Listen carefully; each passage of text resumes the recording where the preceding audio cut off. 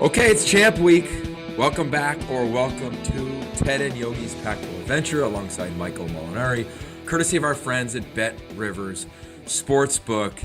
And it's on, as in Pac-12 Champ Game is on and rolling Friday from Vegas. Let's go. We'll be there. Utah, Oregon, twice in 13 days.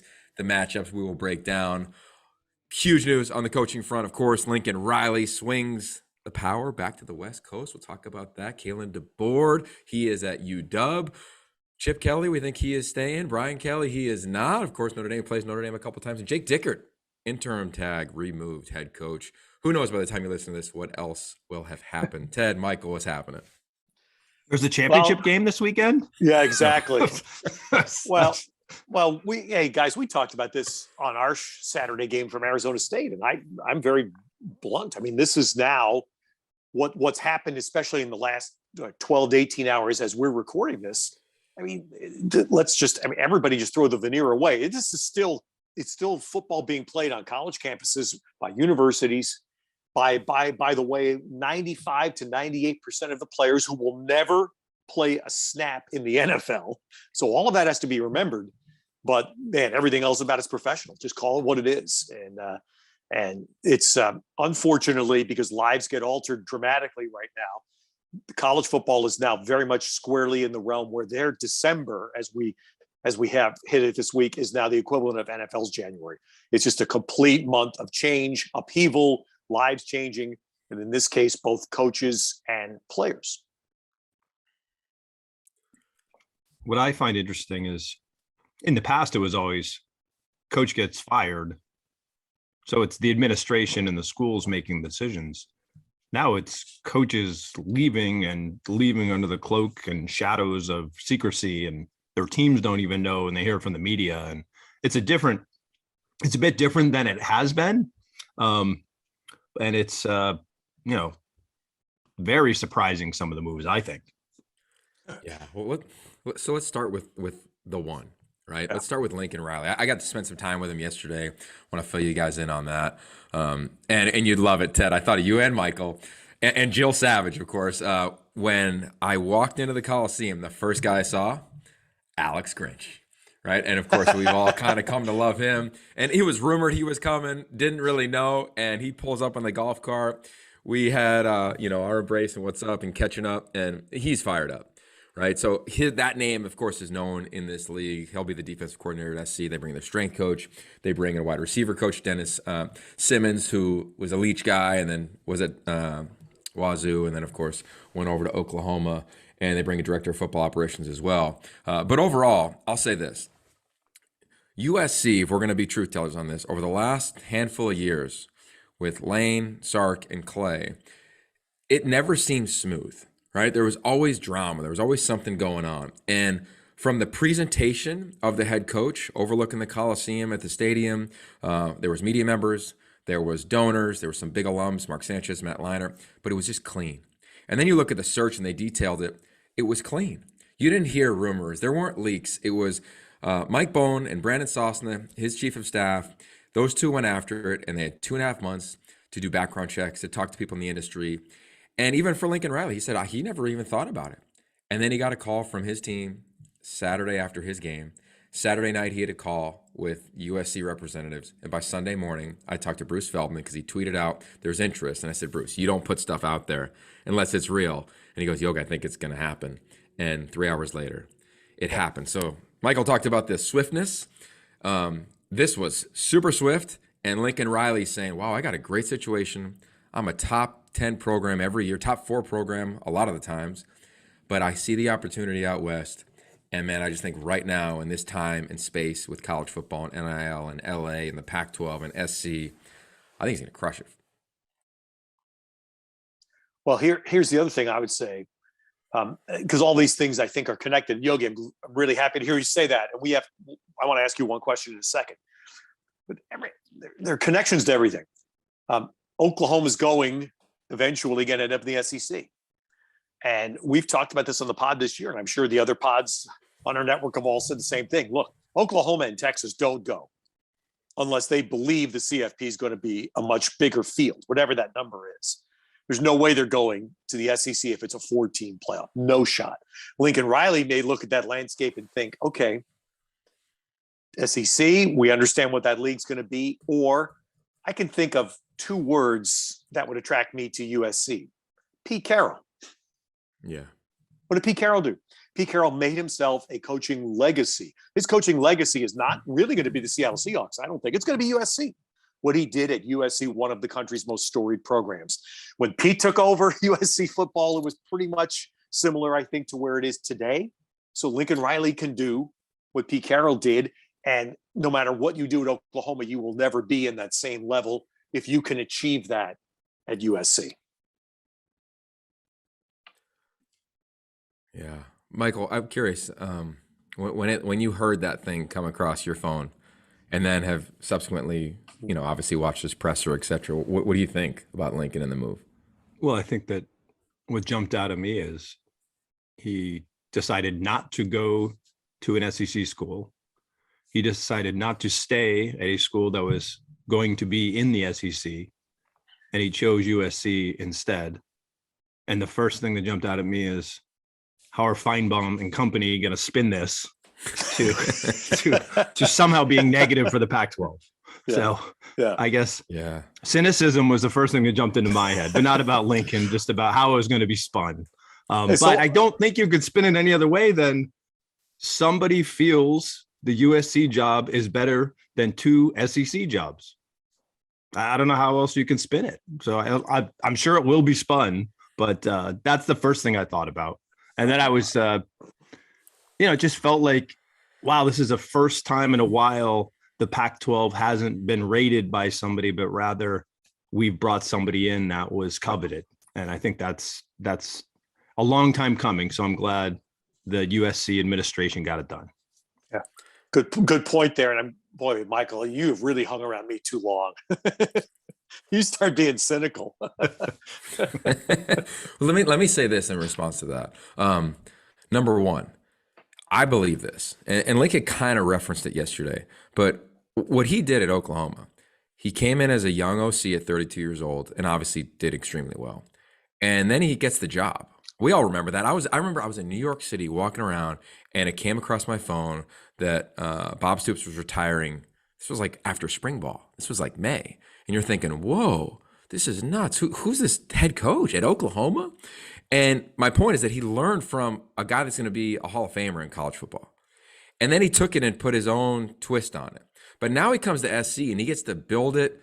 And it's not from the ground up, because I don't think SC starts on the ground. Like, it's elevated because of its history, and like SC still does recruit itself to a degree. But he's starting at the lowest point it's been in a while, to Ted's point. They had 25,000 people in the stands-ish in the UCLA and BYU game, and BYU is probably more BYU fans than SC fans. That stadium should not have 25,000 people in it for anything other than maybe the spring game. Maybe, right? So with that, I think he's just motivated. That's what came across yesterday. I get an opportunity to build this thing with all the resources. They're going to improve facilities. They're going to give him all the things that he needs from a staffing standpoint. You know that. We knew that already because that's what they gave Clay Helton. They went from like mid-20s to mid-40s over the last 2 years on their staff. And then I think the reality, and whether it's the mouth of the South or other people around the country that want to say, well, he was scared of that league. That league is living in a world of its own. That's just what it is. They became a super conference. They have their deal, their TV deal. Everything is within their own playground. Cool, go get it. And you'll kick out however many teams that get invited to the CFP every year. But I don't think you have the ability to be special there, right? At least right now. Like, Saban has been an icon over it's a decade now or so at Alabama. Name another school that has kind of been that. You can't say it about Georgia yet. They're super competitive. You'll say the same thing about all the teams in that league, super competitive. At SC, you get to be kind of what Oklahoma was in the Big 12 to a degree, except you do it in LA. And he referenced it yesterday. He gets to recruit his backyard. Oklahoma, you gotta go. You gotta get on a plane. He's gonna get in his car and drive down the 405. He's gonna drive up the 101. He's gonna drive, east into the valley. Like, I just think that the opportunity, when you take away even us working for the Pac-12, and you look at it and you say, blue blood, okay, there's a couple of those that are available, but who are we competing against necessarily? this is the premier school historically. And it's a really cool time in the league with media rights, with a new commissioner. I mean, it's kind of all perfect in terms of how it netted out for to bring in a 38-year-old who will be here as long as, he wants, call it 6, 8, 10 years, and then go to his next thing, because that's the industry. And I think he's going to have a chance, as you referenced, Pete, to do something similar to him. Yeah. Hey, Yog, all right. Offense. We know Grinch is coming in for defense. Lincoln Riley, Graham Harrell. There's a prior hook there. What do you sense on the offense? I'm excited. And so you guys know this, but our listeners don't. I spent the offseason studying Oklahoma's run game. So I wanted to see, like, okay, here's air raid tree, but man, they run it so well. What do they do? Yeah. And we did it in our game. They move their old linemen around, right? So whether they're pulling them or just doing different creative things and make it really challenging for defenses just to get after the quarterback. Because what has happened to air raid quarterbacks, Ted? We've get seen crushed. it forever. Exactly. They get crushed. Doesn't really happen under Lincoln Riley, right? They've been protected well for the most. So this year was a little more challenging. They had some holes, but overall, again, to the air raid, the number one line is that it's a philosophy, not necessarily a scheme. So everybody's got their own twist to it. So I think, yeah, they're going to deal. They're going to throw it around. But when you go watch Oklahoma play, you don't feel like they're running Leach's offense if you put them side by side. See, and Yogi, that's the point. And we did this pod about the air raid in the offseason, and that was really where I was coming from, was the Leach air raid, which to me was what USC ran last year. And I went crazy, as we've talked about, watching the champ game last year, and they just didn't do anything to adjust to try to stop Thibodeau. And he was just screaming at the TV watching this. So my point is, you just said that about Oklahoma. And the point that I've heard repeatedly from NFL people is what Kingsbury has done in Arizona with the Cardinals, is that, yeah, you're running air raid, but you're understanding, okay, I need to use bigger bodies once in a while. I need to have a tight end or H-back on the field once in a while to double, to chip. And yeah, guess what? We're going to run something. And those are the things that USC, to me, as we saw the season go along this year, we started to see some of that get incorporated. But that's the root of my question to you, is where does Riley, in your view, where do you see Riley taking the USC offense on that track? Yeah, I think it's going to, I mean, look, he was with the number one running back in the country, arguably last night, recruiting, right? Mm-hmm. First day on the job, he was down there, or in Northern California, I believe, in Stockton, doing a visit. So I think they're going to be really physical up front. And I think that everybody involved with USC football, and again, I go back to the 2.5 months that the leadership had, they all heard, and nobody wanted just to kind of throw the ball and not be physical at the line of scrimmage. You even felt it with Dante Williams. And we need to give him his props, too, of having to do something that was, as challenging as it gets to take over a program in week 2. And you saw him, as the season went on, even shift. Hey, they ran the ball more. I mean, go look at their last game, right? Trying to hand the ball to their backs. If Malapay, one of his better games. So I think that's going to be the identity, man. I think it's going to be a physical team. That's a new age offense. Do you think Harrell is going to be the OC? That's a great question. I mean, those guys obviously go back to the Texas Tech days. Graham's been awesome. Every time I've been around him, it's obviously been a challenging year. I'm sure he's going to have his suitors. I don't know. I mean, Lincoln has been the play caller, to my understanding, everywhere he's been. Yeah. I don't know. Graham, he's got a new baby. Like, who knows? Like, maybe he wants to stick around with his young family. It's fun. I say this. I talked to Leinert yesterday, and I said, hey, man, I've been watching you on air. You've been doing great this year. And he goes, yeah, hey, it'd be pretty fun if I came and worked here. He goes, this guy gets you excited. My point is that the reset at big-time programs doesn't happen every year, right? So the opportunity for staff members to get excited about, this could be pretty cool here, right? Graham came to SC because he saw the prowess and ability that SC had, right? The pageantry around it. So I don't know. I'm sure it'll shake out over the next couple days, but it'd be fun. Because I do think they got the piece. I think they got the piece in Jackson Dart to build around. Yeah. I got one for you, Yogi. Not maybe an unfair question to ask, but it's a pod, so whatever. How long? Because we know the fans expect the college football playoff next season. Is that how long will this process take? Legit, realistically.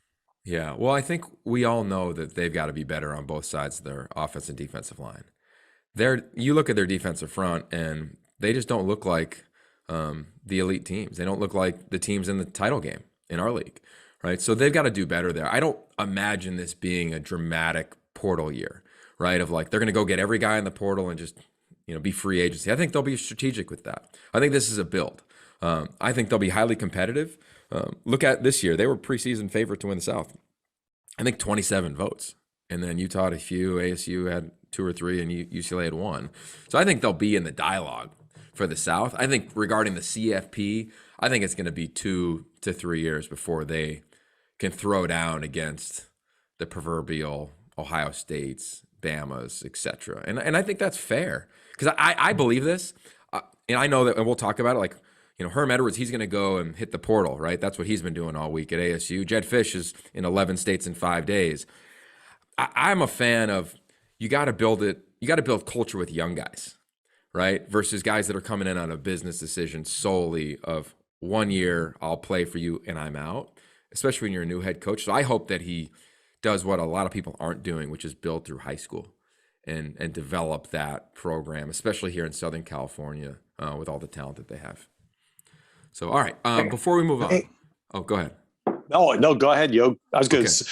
We have other coaches to talk about. Exactly. Yeah. So before we get to Wazoo, UW, etc., I just want to let you know a little bit more of our partners at BetRivers Sportsbook. If you haven't signed up, it's Champ Week, so now is literally the time. It's going to be a blast. Come hang out with us in Vegas. They're offering a $250 match bonus for your first deposit. What sets them apart is they require just one playthrough to turn your bonus into cash money. Their new Rush Pay instant approval element allows your withdrawings to be safer, more secure, and more reliable than ever before. So here we are, Champ Week. Get out on the action. BetRivers.com today. Download the BetRivers iOS app. You must be 21 years or older. If you have a gambling problem, call 1-800-GAMBLER.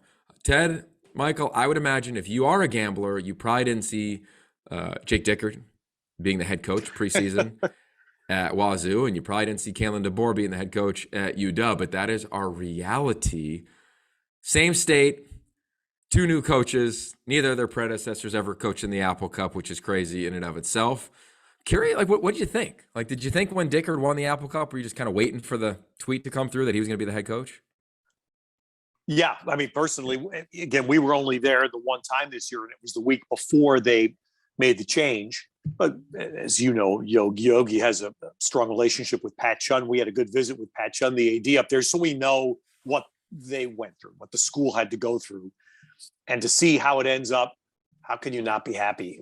We had 1 week of exposure to Jake Dickert, so it's not a lot to make a massive judgment. But when you see the way the team played, and I was happy because he finally got freshman of the week honors this week. Finally, Jaden DeLaura. Yeah. Because that kid, who, again, I freely admit, when the first check, the eye test, you're not sure, week in, week out, that little dude competes and he fights, and they won, and good for them. So the whole story is good. The other side of the state, which of course was the big story this year, all I know is we did probably the single best, most exciting football game we covered all year was Fresno State at UCLA. And what did we hear the week going into that game? This is back in September now. Every UCLA person we talked to said what? Man, Fresno State's well coached. They really know what they're doing. Well schemed, everything. 100% positives across the board. They fall a game short of getting into their conference championship game. But I think, that's to me, from what Jen Cohen did at Washington, this is, she didn't succumb to the temptation, and it's very, very strong and understandable in this era of winning the press conference. To me, she hired who everybody would say is a damn good football coach. Yeah, I'm with you there, man. UW didn't want to be in the scenario they're in, but they're there. And I think having connected with Jen and their team there, like, they had a massive search. They talked to all the big names. And where they netted out was that Kalen DeBoer was the best fit for their program. And I went back to our notes for calling that game and think of his mentors, right? Bob Allen, who's a coach who really guided a team to a national championship, Tom Allen at Indiana, and Jeff Tedford, right? If you look at that and the other stops in between, right? He was the head coach at Sioux Falls, so it's not like he's just been a head coach for a couple seasons. He's been at Eastern Michigan. He's been at smaller places. Both of these coaches have in the state of Washington. But I think for Kalen to start there, I think that his expertise schematically, just like Tedford, is off the charts. You talk to anybody who's been around him, whether it's Jake Hainer or whether it's Trent Dilfer or whether it's his coaching staff, been incredible. He's going to bring his OC with him as well, who was really impressive, obviously, all season long. And I look at Jake. To me, Jake was probably the best quarterback we saw all season. Right? I mean, you referenced Jaden. He was balling, but no, right? Without question, the single best quarterback we saw play a game this year, I would agree with that, was Jake Hain. Yeah, so now what does Jake do? Right? Yeah. Jake's got the opportunity to go to the Senior Bowl. He's got an opportunity to go back to Fresno. There's rumors that Jeff Tedford's going to take that job again. Right? He's healthy, wants to get back to coaching at Fresno State. That'd be a great outcome, by the way, for both sides if that happens. Yes. Yeah, and then what happens at UW? Right? They have a lot of quarterbacks on that, or they have 2 quarterbacks on the roster. They were huge recruits. Sam Heward being the biggest one. He started in the Apple Cup, which I get it. He saved his red shirt. He played in only 4 games, but he had no chance, in my opinion, in that game, his first start against that type of defense. It was just a challenge for him. He competed his tail off, but obviously they lose the game. So it's going to be – I don't think the news is done at UW with what Kalen is bringing. And I do think, to your point, they may have not gotten the name like SC did, but SC didn't just hire the hot name either. They hired a very capable coach that's perfect for them. And let's also, you touched on a name there. In this era, the question every athletic director immediately gets when they have a head coaching vacancy: are you going to use a search firm? Yeah. Jen Cohen had a pretty good search firm called Chris Peterson. Yeah. and that's part of what Coach Pete's doing in his after leaving coaching, he's there. And what a beautiful asset to have if you're Jen Cohen, to use someone of Coach Pete's caliber to help say, yeah, these are the people I think we ought to look at, and hey, maybe this is the candidate that's the best. And just a reminder, sorry, Michael, is that remember the year that I'll never forget this. So Tedford's out. He comes to Elite 11, and he watches Jake Hainer throw, and he goes, whoa, who's that dude? Well, do you know where he was a consultant with that next season? Yes, the University of Washington. He and Chris Peterson go way back to the Oregon days. OC, wide receiver coach. So I say that because, like, philosophically, you felt, at least I felt, and I think we'd all agree, you're going to have somebody that was tied to Chris, right? Not directly or indirectly, whether it was Justin Wilcox directly, Brent Brennan indirectly, or Kalen DeBoer, indirectly through Tedford. Like, there was going to be some connection there. So big props from Jen to involve Coach Pete. And that's why I think this hire is going to be great. Like, it won't be splashy. They'll have their press conference on Tuesday of this week, but I'm excited for him. I think the players are going to love him. I agree with Ted. It's courageous not to concern yourself so much about winning the press conference. But on that same line, you want to win, I'll call it the living room. When those coaches go in and their recruiting battle's going on, are they going to be able to win the living room? A, and B, in this era, doesn't matter anymore because of the portal. So this might be, the big name might not be as important as it once was. And, I don't know. These guys might walk in and win the living room. I don't know. Their name isn't going to, but when they sit down and have to sell themselves in the school, they may be as good as anybody. Time will tell. That's a great phrase. Yogi, by the way, I just looked this up. Michael and I, this is like 15 years together. That was the 3rd time this year Michael has said, I agree with Ted. And that's a new record. Scary. I just checked it. Just checked the record. Thank you, Michael. Well, one last note, and I think you guys would agree, and Michael would agree with us, Ted, on this one. For Washington State, they hired Jake Dickert. A major reason they hired Jake Dickert was because of how he managed his program through chaos. But also, in my eyes, how the offense managed chaos. The offense was impacted more than the defense in this thing. So it was Jake Dickert's leadership from the top. But Brian Smith, I know we can't vote for the Frank Broyles Award. That's already done. But in this league, if I was going to give a top assistant of the year, Brian Smith's in the dialogue. Right? He came over with Rollo. He was the play caller, then wasn't the play caller. And then they lose assistants, including Craig Stutzman and Rollo, who were calling the plays, and, of course, the head coach. And he stayed and brought in 2 guys outside of the program to coach offense. And how did they win? They played well defensively, but offensively, did they move the ball or what?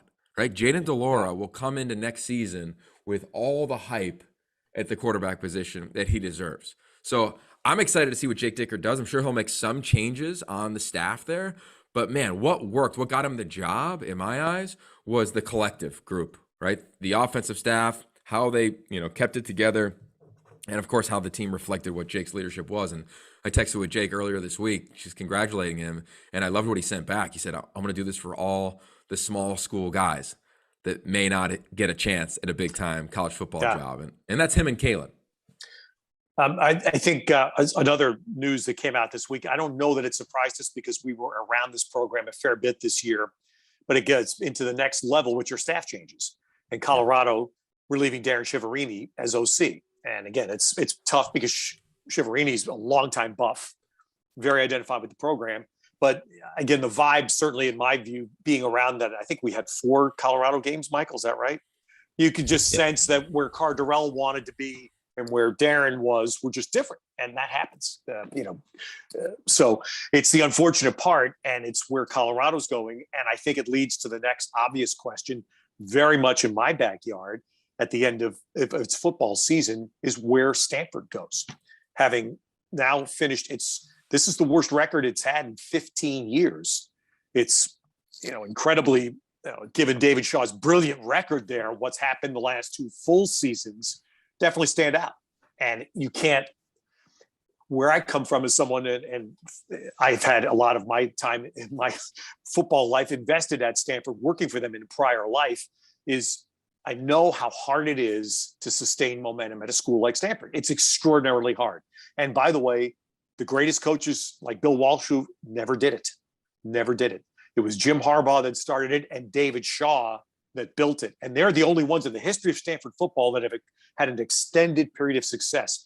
You just don't want to lose that. And I think this offseason, these next couple of weeks, I think are very, David's going to have to make some incredibly difficult, but even more important decisions on continuity and where he wants to go to respond to 3-9.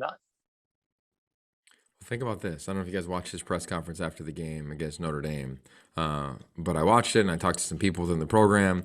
And look, this is a team that's got top 15 recruiting class next year with the record that they finished this season at, right? Stanford guys don't necessarily decommit very often because of the process to even get a scholarship offer to them academically.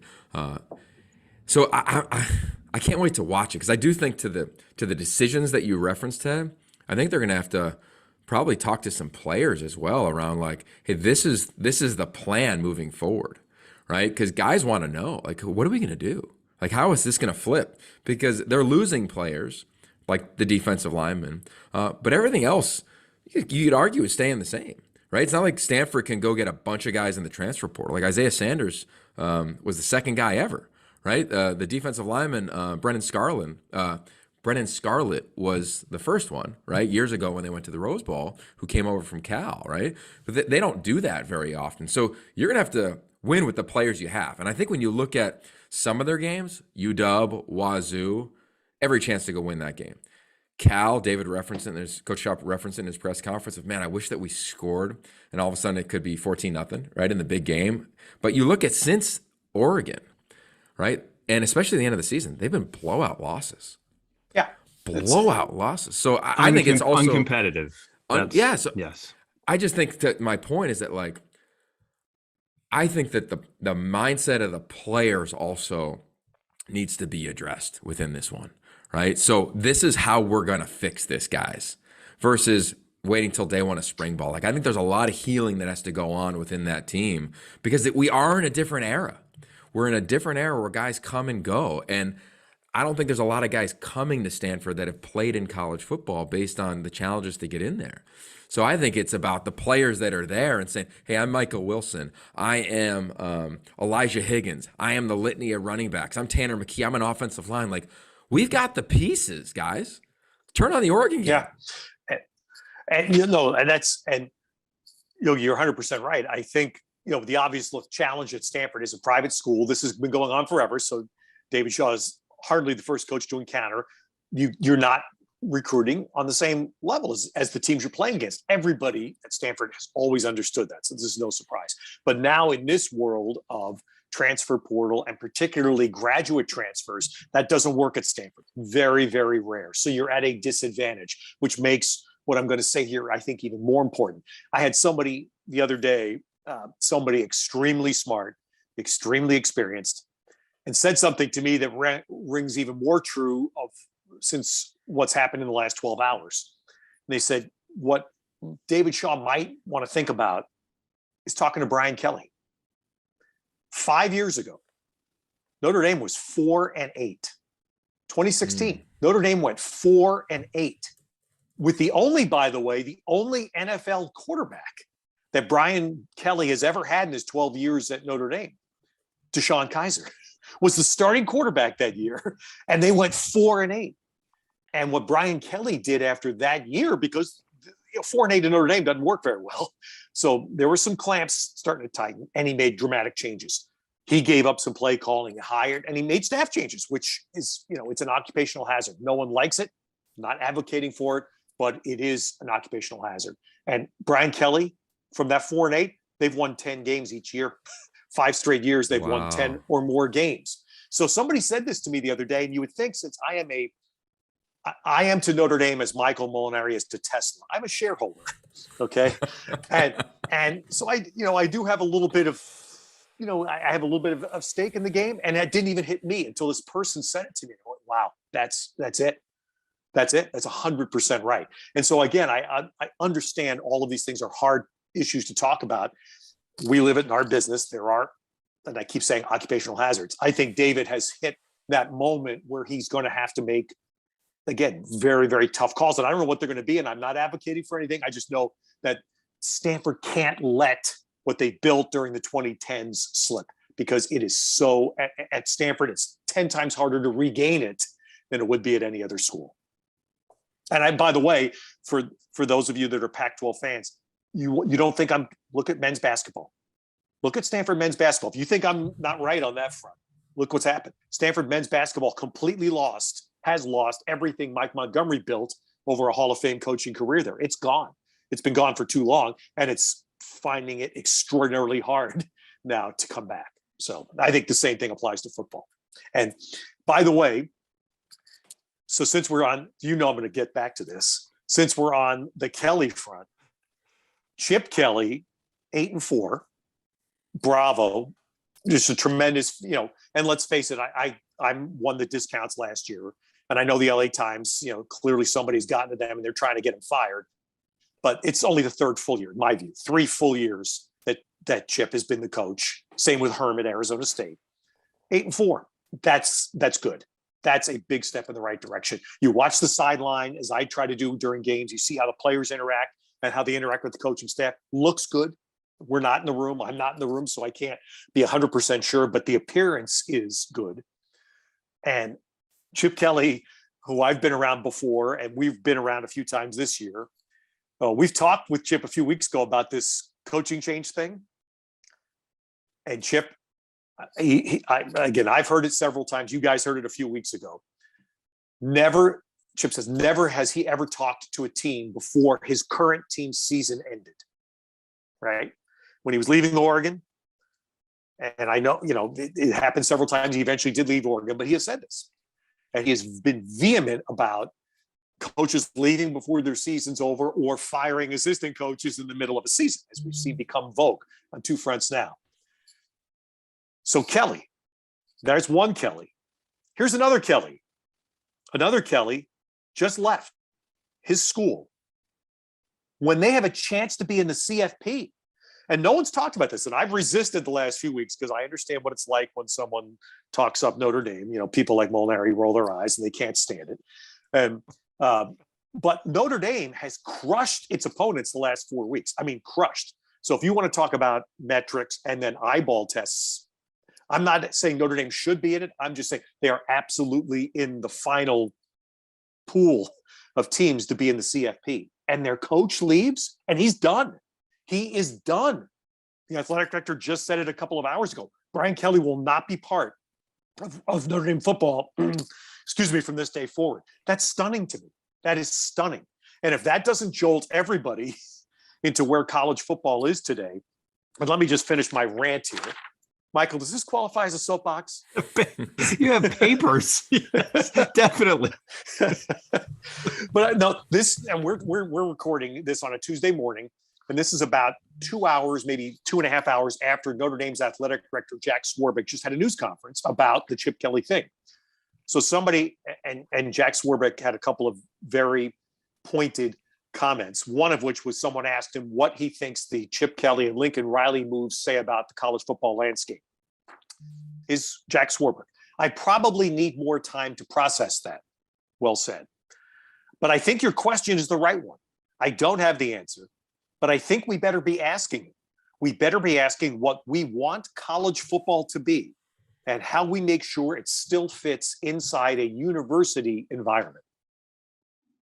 And that to me is absolutely spot on. That's why I printed that out. So that's the question I'm asking. And I know, my Forrest Gump world, I know the president of the University of Notre Dame. I know that there was no chance on this planet that Notre Dame was ever going to get involved in trying to match what LSU just paid Brian Kelly. Somebody asked Jack Swarbrick, did Brian Kelly come back to you with a chance? And Jack calmly, and I'm just reading the transcript, but he said no. And what I'm expecting said, there's no way. Brian knew there was no way we're even going to get into that conversation. No shot. So this, guys, to me, this is where we are. You have a coach leaving its team when they have a chance to be in the national championship playoff. If this doesn't tell you where college football is right now in the Wild West, that it's both players and coaches, right? It used to be just coaches that could do this. Now we know players can do it. But man, I think this is the biggest picture question in this crazy landscape changing time that we faced in college football. You gotta do a promo, Yogi. You looked up, but I gotta. No, you go. Okay. I'm looking something up online right now. All right. Two things I've learned this week. If a coach whines about the portal in any meeting next year, I'm getting up and walking out the door. That's number one. Number two, a contract is designed for one thing, to protect the employee, not the employer. A contract is a one-way street document. Yeah. That's what I've learned in the most recent days. Okay, so there is a movie coming out on December 10th called National Champions, and it is starring an incredible actor, J.K. Simmons, and it is about, I don't know if you've seen the trailer. The trailer is amazing, and it's about the night before, the week of the champ game, and it looks just like the CFP setup at the media, like at media days. A star player, stands up and says, "You're making X amount of millions off this game, X amount of millions off these shows, and we're not making anything. I'm not going to play unless I get a share of the money." All right, I say that because here we are, to your point, like Brian Kelly leaving, okay, like it was kind of rumored that he would be looking, but to Ted's point of doing it, when literally your team is on the precipice of teams losing on Saturday, of being in the playoff. I mean, they're in, right? Anybody who loses that has one loss, or if Cincinnati loses, Notre Dame's in the playoff. They don't even have to play. And he just bails. That's the part that kills me, right? I got no problem with Lincoln Riley leaving. They're done playing. And that's what I loved about Chip Kelly saying, even wherever Chip was, even when Jim Mora was the head coach at UCLA, Chip Kelly would not interview with Dan Guerrero unless they fired Jim Mora. Because of respect for the game, the freaking game. And I just think that sometimes we forget that we don't exist without the ball. And that we think and I've always felt this, it's the smallest profession with the biggest egos. That's college football. And that's probably sports in general at the professional or big-time college hoops. Michael used to tell me that was TV. Yeah, it probably is too. That's us. But that one, I don't have a problem with him going to LSU. I have a problem with like everybody making $10 million a year and signing these massive contracts and all these dominoes falling prior to the games being over. Yeah. You know, and exactly. So what forces that? It's freaking early signing period. Think of the portal. I thought about this last night. The portal is open 24/7, 365. What the F? Like, I'm talking to so many quarterbacks in college football now that are like, hey, I had a call at 9:45 this morning with a starting quarterback in Power 5 football on the East Coast. He goes, hey, I got to cancel. Illinois and another school just showed up at my house. He's in college. Like, what are we doing? Like, we need to set some boundaries I mean, it's parenting. You guys taught me as a young dad, have a boundary with your kids. Like, we have no boundaries. So what are we doing? Amen. We're screwing the players again. You are so right, Yogi. That's the word, boundary, perfect word. And right now, I mean, this is why I brought this point up. And I understand this bleeds beyond the Pac-12, but I'm saying how much I respect and admire Chip Kelly, who I first had this conversation with 5 years ago when he was an NFL head coach about this very topic. And the three of us were in the room when we revisited the topic with him a few weeks ago. And Chip's one of those people in sports, as I've been around him more, my opinion of him has changed totally. And I've come to totally respect his stance on so many things and his principles. And you go back, Yogi, and I don't think I've ever asked Chip this directly, but I know the story. The Tampa Bay Buccaneers offered him their job when Oregon was just coming off the playoffs. And he would not talk to Tampa Bay until Oregon was eliminated. And when Chip, I know that story, and he eventually did not take the job. He went back to Oregon for another year. But my point is, when he says this, it's not just words. His actions have backed up the words. And look, when it comes to Brian Kelly, he coached at Notre Dame longer than any person in the modern era. Only Newt Rockne in a prehistoric years ever coached more. So him leaving, no one at Notre Dame, I can promise you, no one is surprised. And no one blames the money, because Notre Dame would not go anywhere near that kind of money. But the timing's wrong. There's just no doubt. And so somehow we're in the anarchy of college football, where I'm coming from, is this needs to change. The timing of the sport needs to change.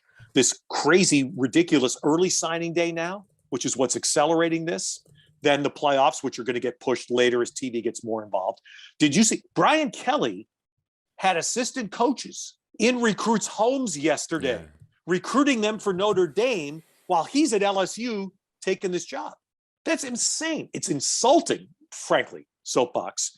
That's insulting, because now you're sending your ambassadors are going out and lying. They're lying in people's homes. That's just wrong. Yeah.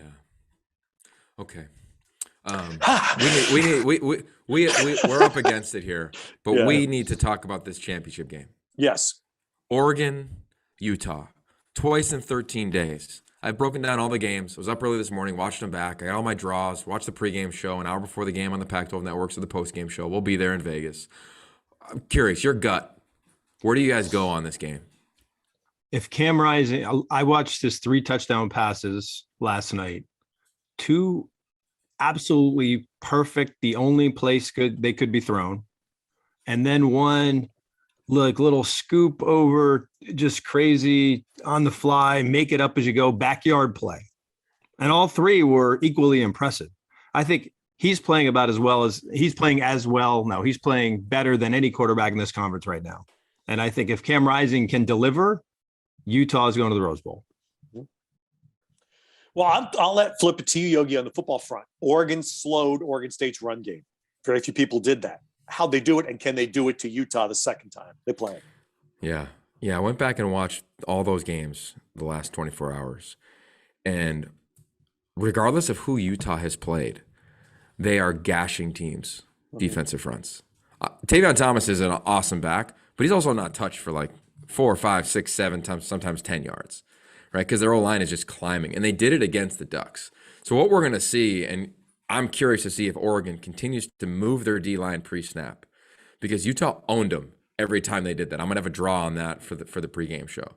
And Cam Rising is great at audibling, as we've seen at the line of scrimmage. And to Michael's point, him and his tight ends, he's just nails, right? So that matchup, the tight ends against Verone McKinley, Britton Covey and Verone McKinley, is going to be one to watch. Mm-hmm. And Kayvon Thibodeau and this defensive front, they've got to hold their point. They didn't in the previous game. So I like Oregon. Hold their point. What do you say when you say hold their point? What do you mean? Like where if I lined up across from you on the defensive front, I can't get washed down to another gap. Okay. That they were just getting moved. Guys were just getting moved at the line of scrimmage. Now, Utah has an injury. They're going to possibly play a true freshman at left guard.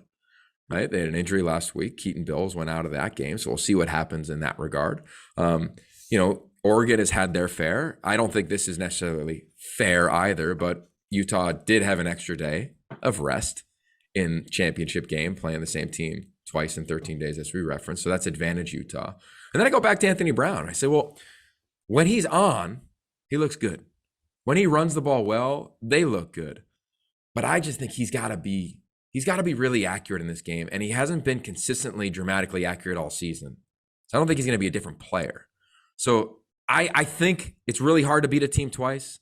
I think that Oregon can come in and win this game and possibly be in the 2-loss discussion if Oklahoma State loses and Cincy loses and Bama loses. Like, they'll be in that discussion for 2 of the spots that remain among 3 or 4 teams. I think they can go win this game, but my head on this one says that I think Utah's the more consistent team. I think they are. I think they're a more consistent team. Mm-hmm. So I think they've been in 2 champ games. They've lost both of them, of course. One, of course, to Utah when they were on their way to the CFP with a win. I love the culture, what Mario's done there. I see them bouncing back. I think it's going to be a great game. But I just see, to Michael's point, I think Cam Rising makes one too many plays. And I think Utah goes to the Rose Bowl for the first time. Wow. I read Yogi too. Kyle says he's not retiring. He's having too much fun. I did read that last day or two. He said that on his presser yesterday. I watched it live, and he said, "Yeah, I've been hearing that's a rumor too, but I've never had more fun in my career." Good. Let me tell you something. That's great on 2 fronts. First of all, obviously, it's great for Utah and the Pac-12 because that's right now that and what Mario has done in early years at Oregon. Those are the best programs in the conference. And secondly, he's earned the right to call his own shots. Yeah. And that's what we all want to have in life. Kyle's done that. So good for him. But you think so Yogi, where's your take on this? Any this is the bizarre thing that the Pac-12 has happened where these teams play twice in 3 weeks. These other conference championships, these schools haven't played. And what's the tactical flip that Mario and Oregon can make from the game a couple of weeks ago? Is there something you would watch for that we could all watch and say, hey, if we see them doing this in the first quarter, that's a direct correlation to what happened, getting your butt kicked 2 weeks ago? Yeah, well, I think when you go back and watch that game, it got so out of whack so fast that they never really got to run their offense. And both of these teams are not good from behind because neither quarterback, I don't even think Cam Rising can sit back and deal all day. So they got to run the ball. Right. And they have to run the QB run game. You saw them against the Beavs. It was awesome. Travis Dye in motion multiple times from the wide out, from the slot, like just making the defense move a little bit. If you let Utah be stagnant and just play you, it's advantage Utah. If you're moving around, if you're shifting and motioning with Joe Moorhead, who, oh, by the way, he might be gone too after this game to Akron. He's rumored to be the head coach there. You're going to have a chance. And I think their defense will rise up. It's a culture thing. Like, I don't think they're going to get run all over, but I just go back to can you stop Utah's run game for 4 quarters? Like, that's what this thing's going to come down to. And I don't think there's a tactic. I don't think you can slant more, you can twist more. Like, you have to win more. And we'll see. We'll see how they do in that regard. I'm excited. Both teams are. I referenced some injuries. They all have a couple, but I think collectively, at least Oregon is as healthy as they've been in a while, which is what they need. All right, so we got you covered there. Tune into that. All right, before we get to Michael and the humanity moment of the week, a quick message from our sponsors over at BetterHelp. Is there something that is preventing you from achieving your goals or interfering with your happiness? If there is, let me tell you about BetterHelp. It's professional help done securely online. Go to BetterHelp.com. Now, BetterHelp will assess your individual needs and match you with your own licensed professional therapist to allow you to connect in a safe and private online environment. It's so convenient. You can start communicating in less than 48 hours. And BetterHelp is not a crisis line. It's an avenue to accessing professional therapy without having to sit in an uncomfortable waiting room. BetterHelp has licensed professionals who specialize in depression, stress, anxiety, as well as relationships and grief counseling. You can message your counselor at any time and get timely, thoughtful responses. And you can even set up a weekly video or phone session. Now, if you need particular expertise, find it here online. Don't just limit yourself to the counselors located near you, and do it in a manner that's more affordable than traditional offline counseling. And financial aid is available. And so many people have been using BetterHelp. They are recruiting additional counselors in all 50 states. If you want to start living a happier life or deal with whatever you're going through, dive in. And as a listener, you'll get 10% off your first month by visiting betterhelp.com/yogi. Join over the 1 million people who have taken charge of their mental health. Again, it's BetterHelp, yogi today. And one addendum to that, go to the New York Times. Solomon Thomas is a beautiful article today. It'll be all week long about mental health and his stance on it for the former Stanford star. He's been in the NFL. He's still in the NFL. He's gone through a lot. But I think you'll really enjoy reading that about him. Michael? Great for him. Let's keep the dialogue up. One thing that we didn't get to that I got to mention before I get to the humanity. Max Borghi, the bowling ball run to the end zone in the Apple Cup was awesome. But the shot of him channeling Red Auerbach with the Apple Cup trophy and the cigar was one of the Gardner Minshew, eat your heart out. That might be my favorite photo of a Coug alum from football right now. That was awesome. So let me take you back. Purple Rain, Prince, Born in the USA, Bruce Springsteen, Like a Virgin, Madonna, The Unforgettable Fire, U2. Just some of the songs of the soundtrack of 1984, which is a long time ago, but 1984, the year that Tim Tessalone, the great sports information director at USC, took the head job. He had been there a little longer, but he took the head job in 1984. He started, I think, 77, but the albums in 77 I didn't like. So we're going to start in 1984. I didn't want to do disco. So anyway, in that time, from now to then, 7 US presidents have come and gone since Tim took the job as the SID. I first met him in 2007, the year of the infamous upset, at least in the minds of USC fans, to Stanford. And I was working for the fledgling Versus Network. And I came in and I sent him an email. I was like, wow, the #1 team in the country. And I'm working for Versus. He doesn't even know who I am. This guy's going to big time me.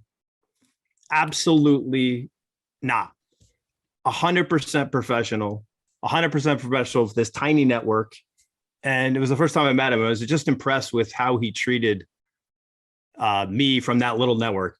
In that time, I worked with him with the Pac-12 network, ABC, NBC, ESPN. No matter who I was with, it was always the same. And I mean that in a great way.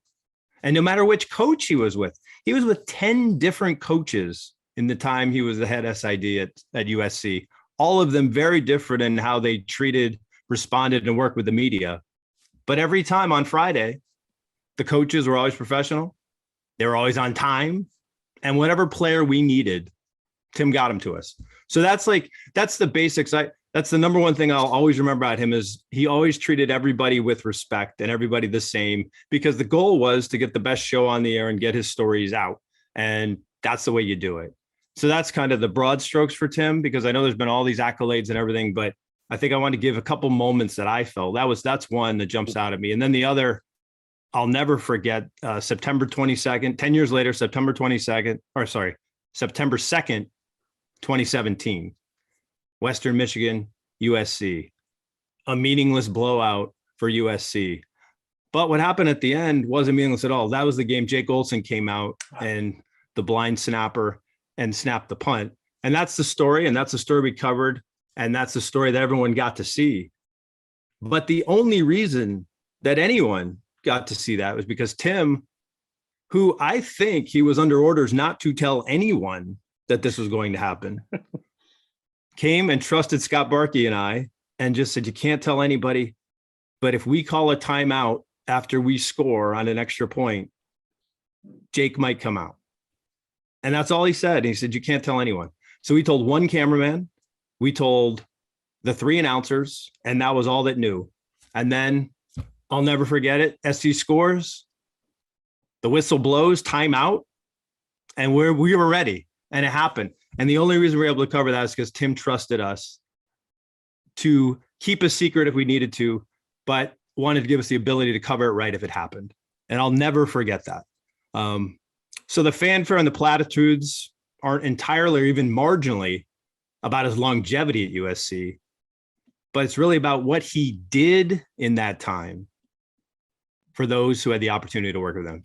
So Tim Tessalone, all the SIDs in the Pac-12, but Tim Tessalone, obviously, this is your moment and could not appreciate you more.